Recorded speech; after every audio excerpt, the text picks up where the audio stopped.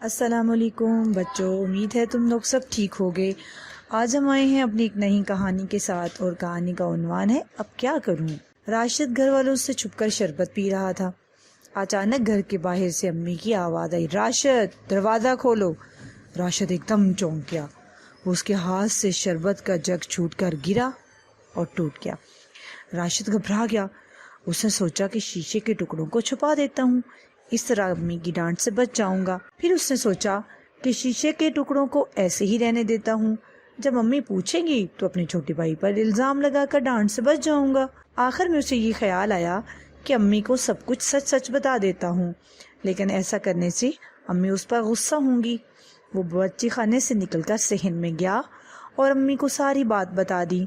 امی نے اس کو پیار کرتے ہوئے کہا، کوئی بات نہیں، چیزیں تو ٹوٹ جاتی ہیں، لیکن یہ بہت اچھی بات ہے کہ تم نے مجھے سب کچھ سچ سچ بتا دیا، مجھے تم پر فخر ہے۔ تو اس کہانی سے ہمیں کیا سبق ملتا ہے کہ سچ کی ہمیشہ جیت ہوتی ہے۔ تو یہ تھی آج کی ہماری کہانی، اور ہم اس بات سے وعدہ کرتے ہیں کہ آئندہ سے ہم سب سچ بولیں گے، چاہے تھوڑی سی ڈانٹ کھانی پڑ ہی جائے۔ اور اس کے بعد اب اللہ حافظ، انتظار کیجئے ہماری اگلی کہانی کا۔